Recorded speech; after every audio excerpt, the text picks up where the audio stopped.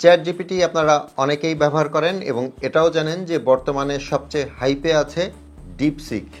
আর এই ডিপসিক কিভাবে ব্যবহার করবেন, এটা কতটা কার্যকরী সেটাই বলবো আজকের ভিডিওতে।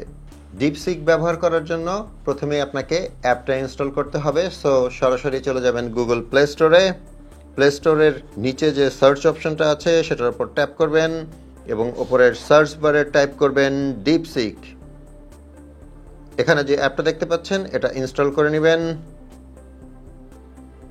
অ্যাপটা ইনস্টল হয়ে গেলে এটা ওপেন করবেন। প্রথমেই এরকম টার্মস অ্যান্ড কন্ডিশনস আসবে, সেটা অ্যাগ্রি করে দিবেন। এখন আপনাকে সাইন ইন করতে হবে। এখানে যেহেতু অ্যাকাউন্ট নেই, সো আপনাকে অ্যাকাউন্ট ক্রিয়েট করতে হবে। যদিও নিচে কিন্তু অপশন আছে sign in with Google, but আমি রেকমেন্ড করি না যে আপনি গুগল দিয়ে সাইন ইন করেন। সো আপনি একটা অ্যাকাউন্ট ক্রিয়েট করবেন। সো লগ ইনের নিচে দেখতে পাচ্ছেন সাইন আপ বলে একটা অপশন আছে, এটার উপর ট্যাপ করবেন এবং এখানে প্রথমে আপনাকে একটা ইমেল অ্যাড্রেস দিতে হবে, যেটা আপনার অ্যাক্টিভ ইমেল অ্যাড্রেস, কারণ এই ইমেল অ্যাড্রেসে কিন্তু একটা কোড যাবে। সো আমি একটা ইমেল অ্যাড্রেস এখানে দিয়ে দিচ্ছি। ইমেল অ্যাড্রেস দেওয়ার পর আপনি একটা পাসওয়ার্ড দিবেন, আপনার ইচ্ছা মতো একটা পাসওয়ার্ড দিবেন 8 সংখ্যার। সো আমি একটা পাসওয়ার্ড দিয়ে দিচ্ছি। এরপর পাসওয়ার্ডটা আবার রিপিট করে দিচ্ছি। এখন এখানে সেন্ড কোড যে অপশনটা আছে সেটার উপর ট্যাপ করে দিচ্ছি। একটা ক্যাপচা চলে এসছে এবং ক্যাপচার মধ্যে লেখা আছে click on the smallest green triangular pyramid in the picture. এটা একটু কঠিন ক্যাপচা, মানে সবচেয়ে ছোট গ্রিন যে পিরামিডটা আছে সেটার উপর ট্যাপ করতে বলছে। সো আমি ট্যাপ করে দিচ্ছি। সো ক্যাপচা করা হয়ে গেল। এখন এখানে কোড দিতে হবে, আর এই কোডটা পাবো আমি যেই জিমেল অ্যাড্রেসটা আমি এখানে দিয়েছি সেই জিমেল অ্যাড্রেসে। সো আমি আমার জিমেইলে চলে যাচ্ছি। দেখতে পাচ্ছেন ডিপসিকের ভেরিফিকেশন কোড চলে এসছে। সো আমি কোডটা কপি করে নিচ্ছি, তারপর এখানে বসিয়ে দিচ্ছি। এরপর আই কনফার্ম দ্যাট এই টার্মস অ্যান্ড কন্ডিশন যেটা সেটার উপরে ট্যাপ করে দিচ্ছি এবং এন্টার করে দিচ্ছি। সো সাইন আপ সাকসেসফুল হয়ে গেল। এখন যদি আমি এখানে একটা জাস্ট হাই লিখি, এটা অনেকটা চ্যাট জিপিটির মতোই। আমি জাস্ট হাই লিখলাম ডিপসিককে। ডিপসিক কিন্তু রিপ্লাই দিল, hello, how can I assist you today. So আমি এখন এখানে বাংলায় তাকে প্রশ্ন করব, দেখি সে কিভাবে অ্যান্সার দেয়। জাস্ট এক্সাম্পলের জন্য আমি এখানে কোয়েশ্চেন করলাম যে 1952 সালে বাংলাদেশে কি হয়েছিল।